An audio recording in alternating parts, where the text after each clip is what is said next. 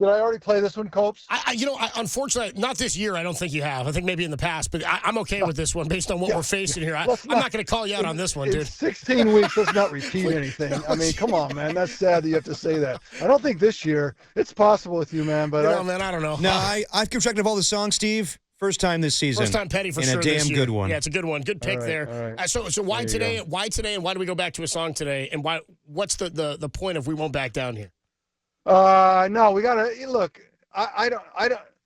To be essentially out of it with games to play, that's when things get really hard and things can fray. And we've talked about grit. We've talked about how you have to have it.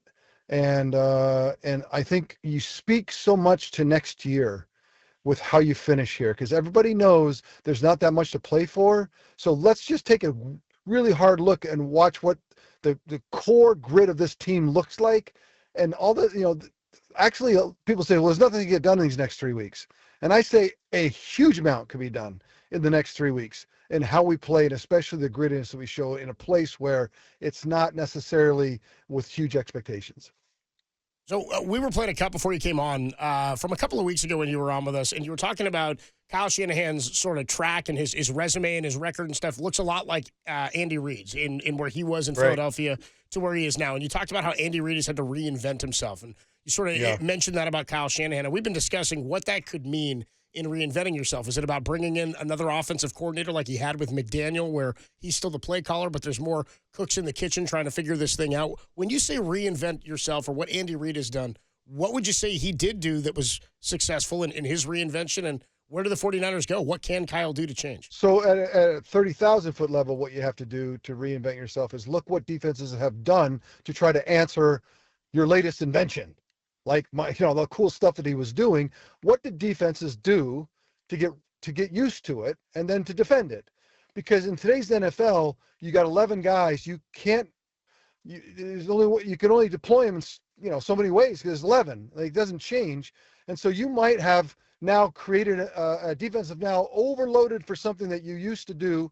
And now the reinvention is, okay, I see how you've deployed those guys to try to answer, and here's my answer to that. So it's a constant iteration at the top level of here's my answer back to what you think that you're going to do to stop me. And the truth is, in the NFL today, the rules are so much more against the defense that as an innovative and offensive mind, which I say that not to be metaphorical or to just flip it and throw it away. Like, there are 10 really innovative minds in the NFL today, most of them coming from the Shanahan, Andy Reid tree, and they've seen it and now they're doing it. And so that's the number one thing is you're never going to get me. You might slow me down, but you'll never get me, because the way I look at the world, I'll always have an answer. And that's the reinvention on that level. Then there's also just look at, really great offensive minds. Any coach looks at the talent, looks at the people that are, what are you really good at? What are your weaknesses? So that I don't put you, I put you out in a place to be successful. And there's that part of reinvention, right? It's like new guys every year. Every coach has to do that. And then I think that just gets you to a place where, the beginning of the next season, you show up in the OTAs in April and you've got, a new way to look at offensive football that doesn't necessarily change. People aren't going to have to relearn a bunch of stuff. It's off of what you've done before. It makes sense. I hope we've joked about this before when George Seifert, defensive coordinator and then head coach, would roll in after looking at the Cardinals defense and go, this will get him, and hand us a play. And then we'd try to run it, and it was like, frick, we didn't know how to run it. And he was so frustrated. He's like, what do you mean? Like, just follow the lines. Just follow the line. And it's like, no, it doesn't make sense to how we do stuff. And he would be so pissed about it. Like, what are you talking about? And it just shows you the different ways the defensive and offensive minds look at stuff. And so I think that's the art, is putting the players in a place that feels familiar, makes it really hard on defenses, and makes it more, simple and more easy for us. And now we can let our talent come out. That's when an offensive coordinator or a head coach who's calling the plays is really flying, is that the full measure of the athlete comes out. That you see, it's like, oh my gosh, that's everything this guy's got.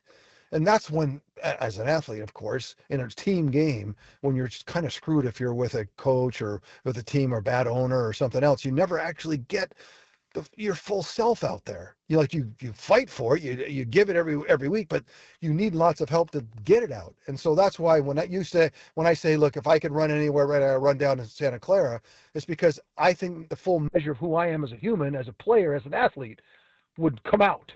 And I think that's the dream of every player. And that's why getting Christian to come to our place, getting Trent to choose to come to our place. Like, we've had huge things happen that have made a difference in our shop. And now it's time to, like I said, Andy Reid reinvented himself. He's 67 years old. And I think this week he's reinventing himself, trying something new, trying something a little different. And the thing about Andy, as I said this a couple weeks ago, he'll call it. Because Patrick and Travis and the gang are playful in that way, right? It's like, yeah, Andy, let's give it a shot. But they're smart about it. They're not stupid. They don't again, flippant. They don't just do it to throw it out there. And they pull it off a lot of times. And I think that we've got that in us. We've done it before. I remember when we used to go up against Sean Payton a few years ago. And those games, you go back and watch those Saints Jimmy Garoppolo games with, remember he came back and won the game. It's like the plays that we're running, the run plays were like cool, sophisticated stuff you never seen. Then Sean Payton would answer back with something crazy. And then the next possession, there was Kyle coming again. I love that when he plays Sean McVay, when he plays LaFleur, it always comes out and it's fun. And now it's time to kind of climb the mountain again. And I think that Kyle's done it for 10 years. Andy's done it for 20 years. And his young proteges have done it for 5. And every one of them, I think, have proven to me that I said last week, a couple weeks ago, unless you get tired or lazy, it's in you. So you're going to be able to iterate. What do you think of the idea, Steve, of Kyle maybe bringing in an offensive coordinator to help him reinvent himself? You brought up all that's idea. I hear what you're saying. Yeah, absolutely. But it has to make sense to the coach too. Some coaches don't. I need to go in my little cocoon. And I cook it all up, and then I break it, and then people give me data and the things I need, all the inputs, and then I'm the output. And then in time, Andy and others kind of iterated and found ways to actually empower people to be near them and actually help. And I think there's a trust factor to that and all the rest of it. So I don't think. Look, Kyle's tough. He's a tough bastard, man. He's not. He's somebody that but I think he's also vulnerable enough to recognize that if there's something that can help me, I'm in for it. Okay, because I think that's the great innovative minds.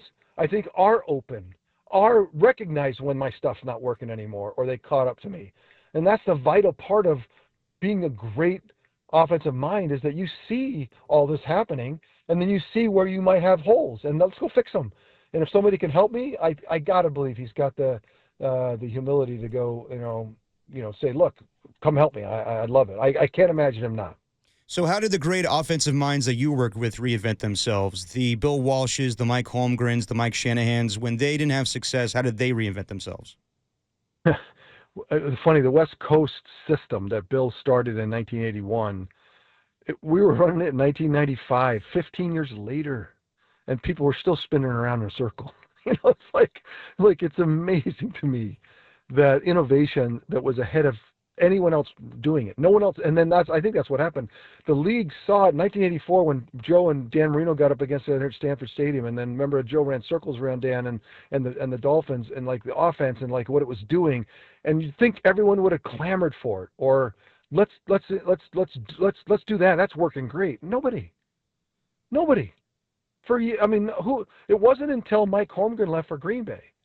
It wasn't until Andy Reid got it at Green Bay and left the Packers for the Eagles when people started to, or when Mike Shanahan, maybe the first one, Mike Shanahan left for Denver, which I still pissed at him for that one. But that's when they took all of this and knew how to teach it and innovate. And then what are the innovations that started immediately? John always says, I'm not running this under center. And immediately, and Bill always said, you couldn't do it. You have to be under center. And John said, no. And so Mike said, well, I guess we're running for the shotgun. And then they did, and it was fine. So, and then I think that's what, when the next level of great people follow great people, they iterate off of it. They're off the shoulders of it, and they make it better. And I think that that led to people like Peyton Manning, who said, "Oh, I see what you guys are doing, man and zone reads. I see what you're doing in space and trying to find you know what? I think that I can take it a little bit further by spending inordinate amount of time together with my receivers, so that we have not just two answers, just a binary answer, man zone. I have an answer within zone. I have four answers, and in man I have two answers. And then if we all know what's happening, and I watch them, kind of hone that stuff. And then, year after year after year, I've seen, and I've said this, I think I said this last year, I think Bill Walsh, if he was alive today, he'd be giddy about what he's watching. And then he's also be pissed, right? Because like, why didn't I think of that? And I think that's the kind of people that he bred. And look, I don't want to go too deep into this rabbit hole, but remember, Bill Walsh at the height of his career packaged it all up, everything he knew, and handed it to his assistant coaches to go take head coaching jobs. And on the way out, he said, "I'll see you in the championship game." And so he was laying the groundwork for competition against us, which did happen, by the way. And but that was the spirit of abundance, and that's the spirit of that's Kyle's spirit. Why are all Kyle's coaches running around the league now? Why are all Andy's coaches running around the league now? Because they got it all from them. They fed from the fountain, and because that's the spirit of Bill. And now they get it, and they can. And if you have the aptitude for it, like Mike McDaniel does, which is an interesting cat, right? He can go do that, and he benefits because Kyle didn't hide it in a corner like this is my proprietary work, and no one can see it. And I will name other coaches who were very successful who did that, and now look at their trees, and it's not the same. Talking to Steve Young on the UMA Guest Line. We do it every week, best half hour in sports radio. I want to jump around the league because we talked a lot about the Rams game against the Niners last week on Friday. But Derek and I have been debating pretty much all day about Michael Penix taking over as the starting quarterback for the Falcons. Derek thinks absolutely too late in the season. Can't believe you're doing it at 7-7 with a shot at the playoffs. Yeah. And I say, right. I hear you, but we've also seen what Kirk Cousins has looked like in the last 5 games. They were 1-4 in those games. He's thrown 1 touchdown, 9 interceptions. Just your thought on Penix taking over with a shot at the playoffs, 3 games left. Well, you play your way out of a job. And that's obviously what happened. How mobile do you think Michael Penix is? I mean, I think it's medium. Like, would you call Justin Herbert mobile, kind of like that? Yeah, I'd say less than that, honestly. Yeah, I think he's less than that. Would you really? Yeah, I mean, he can move. I saw him move at college a little bit, but he's not the most mobile quarterback. Yeah, that's what I was saying. I was like, but he can get out. Like, would you say Jared Goff like that? No, he's a little more mobile than Jared Goff. So between Goff and Hurts, yeah. Yeah. How about Brock? Yeah, I'd say, Brock level, yeah. Yeah. So I think, I think that when they drafted him, what are they going to do in the NFL? You draft guy number 1. As soon as he's ready, they're going to go. Unless there's exigent circumstances, then he's got to go. And this might be that space where he's our quarterback for 10 years. We've watched him in practice now for 3 months, 4 months, and we've liked what we've seen. That's got to be the part of the calculus, right? Because you're paying Kirk to go win those big games he did this last weekend. Say whatever you want about it, but he's been there, and you put a veteran quarterback in a tough spot, he's going to punch his way out generally. And so if you're going to sit him down, you must, number one, have set it up that way for a long time that you want him to, the first opportunity, I want him to play. And 2, he has shown all the things that we want to see, because what you don't want is throw him out there in this spot with those guys, veteran players who still have a chance, and then Michael Penix struggles, they lose, and now they're out. Now you've got 2 problems. You've got a Kirk Cousins problem and a Michael Penix problem, which you don't want. And so I that's why you don't do it unless you feel like you've got it all. It's like Dan Campbell going for it on 4th down and 5 or whatever. It's like, if you have a great play, freaking run it. But if you don't, if it's not a great play, do not go for it. So obviously I got to believe the Falcons got it figured out. Yeah, I mean, do you think we don't know if he gives them a better shot, but where are you with what Kirk Cousins is? Obviously, they believe it. They think so, and they must see it. They're with him every day, and their career. Look, Michael Penix's career, in some ways, as you try to, you've drafted him to have somebody in front of him to give him, school him, mentor, so you don't throw him in. You've seen lately Patrick Mahomes take a year that really seemed to pay off because look at his results. Others thrown to the dogs and flail. Like, they know that too. So is this the spot? And I know it doesn't feel like it, but they must say yeah, because they cannot lose this weekend. If they lose, they're out.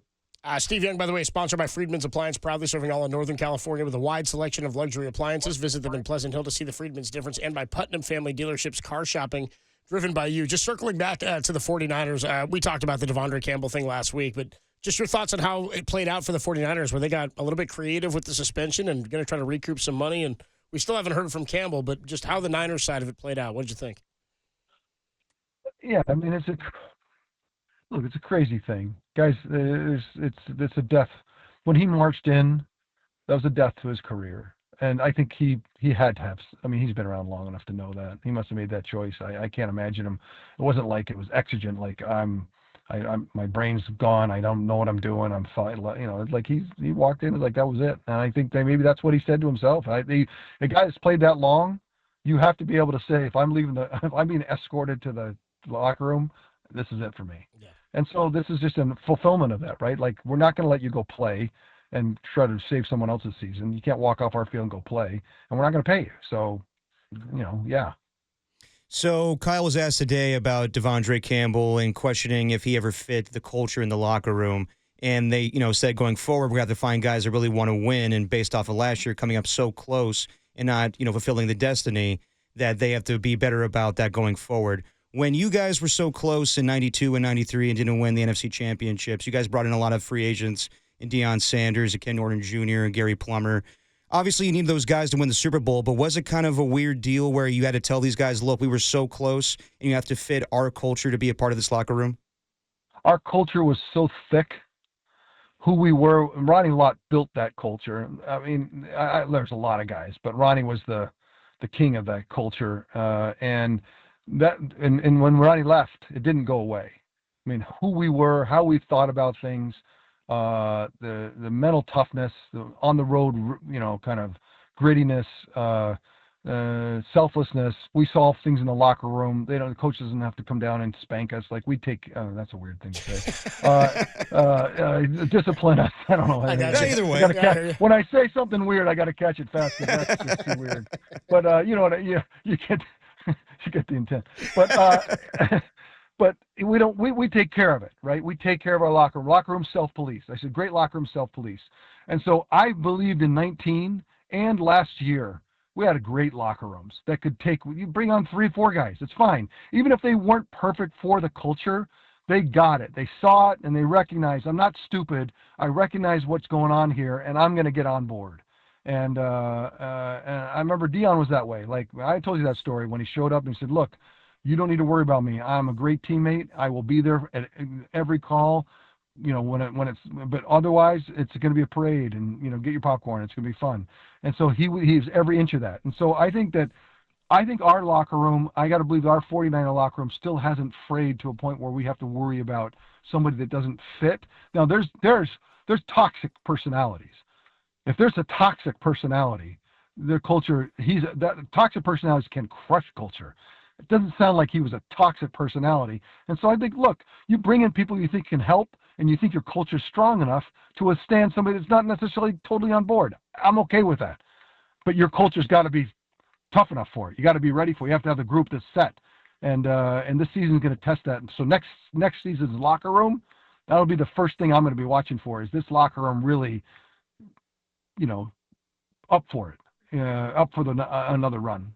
We talk about throughout the season, I think every year whenever you get an injury, everybody says, well, nobody's going to feel sorry for you. Everybody's got their injuries. Dude, Steve, have you seen how many players are on IR for the Lions? And that tells you, and when you're winning, it's so weird. People don't get hurt because it's like, I don't know how to describe it. And then when you're losing, people start to get hurt. Yeah. So if you're winning and getting hurt, it's because it's over people's, the last thing I want to do is get off the field right now because they smell Super Bowl. They smell the opportunity, and they're playing like it. And it's interesting to me that when the locker room is right and when things are, humming, you can take a lot of pain in injuries. You can take a lot of people down and still play great football, and they're proving that. That's what I'm telling you. That's why this year, if you're looking for an excuse, go find one. There's 1,000 of them. There's 1,000 of them every week. But if you're going to live in mitigation and kind of, wallow in it, you'll never be a great football team, never. And so as a 49ers, don't wander around trying to write a season off and say, this happened, that happened. Then you're on your way to another one. if that's how you do it. You have to look yourself in the face and say, we did not have the, whatever it takes to be great, and we got to own it. And because the Lions right now, to your point, I think that's the point you're making, is they're winning despite the fact that they've got a lot of people hurt. 22 guys on IR is the number for the Lions. They were the most dangerous team, I think we all thought, for a better part of the season. They might not even win their own division now, just based on what the Vikings have been able to do. It's a crazy tough division. What level of confidence in them, or are they still the most dangerous team in the NFC?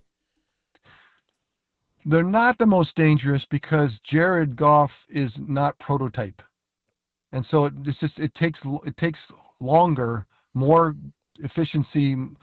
I said this morning, it's 10, on a 10-play drive, Jared Goff's got to be on 10 plays to get it in the end zone. They have to all work, because last week he did run a little bit, but it was a one-off. And that just makes it harder. I've talked about this as it affects our team too. It's just, you have to be super efficient, and it says they've super talented and super, because then they're going to play Jordan Love. They're going to play even Sam Darnold, who moves around pretty good. They're going to play people the quarterbacks that now coming out of the huddle are a threat to go get the free yards, the easy yards. Look at Josh Allen last week against Detroit. Remember the red zone plays, and he walks in the end zone because he's the 11th guy out and they don't have anything for him, and they did a great job, great cool play call. And that's everyone on the other side. Jared Goff's got to go throw it in there, drop back, fight crossing. Here comes the blitz. That's hard. Lining up Josh Allen and running that simple little running play when he walks in the end zone is simple. And so in that way, it's going to be harder for the Lions from now on. It always has been this season, but rank and file, they can win a lot of games. But that's why I think they're up for it. I think Jared can be that efficient, that pure, but it's harder. It's harder than the other two guys, the other two teams in the division face. So we got 1 week away, Steve, from Christmas. I'm assuming you're not a big Die Hard as a Christmas movie guy. No, we've been watching them all. My gosh, my wife started early. It's like a month. It's the month long. Yeah, I've seen them all now in the last 3 weeks. Name one. I got it. It's a Wonderful Life. Oh, that's good. I just left it 2 minutes ago. It's going on right now. Okay, so it'll be going when you get back too, Steve. It'll still be going for an hour and a half. Jimmy Stewart's yelling at the bank and loan right now. The guy who took all the money? He's freaking out at him right now. George Bailey. You took my. You come down here and you think that you can just trick me into this stuff, and he's going crazy right now. I just left it. So it's a 3-hour-long movie, but would you say maybe 30 minutes of it is Christmas? I think there's snow, and there's a good feeling. It's loose. I think there's a good feeling at the end. It's like that's all that matters. The Sound of Music. Is the Sound of Music Christmas movie? No. No. They were playing it. They were playing it the other day. It's like Christmas. No, it's not. Just because it's Austria and they got the Verlufen, there's no. That's okay, but we're in the spirit, man. We got it. We got the spirit of it all. It's all about the spirit. It's all about the spirit. We watched Die Hard as a Christmas movie the other day. That's what I'm saying. Nice. We're in on it. That's what it There is. you go. Yeah, Die Hard 1, 2, and 3. The third one? Three's got nothing The to do with it. three has nothing to do with Christmas. No My snow at all. oldest son said, it's a Christmas movie. Break it out. And Barb allowed it. She allowed Hans. it. Bobby. There you go. Ellis, dude. Steve, I'll tell you what, in Die Hard 3, when he's wearing that sign in the middle of Harlem, it doesn't say Merry Christmas. You know what I mean? No, it did not. No, it did not. Steve Young, the voice you hear on the Uma guest line. Steve, have a Merry Christmas, man. We really appreciate you joining us every week. We love talking to you. It's always fun. Have a great holiday, and we'll talk to you after Christmas. A lot of theory today. A lot of theory. I hope people, you get so bored you crash. I hope no one's crashed out there. I apologize. No. Enjoy the rest of It's a Wonderful Life. Merry Christmas, Steve. See you, bro. The great Steve Young, man. Man, love when Steve comes by.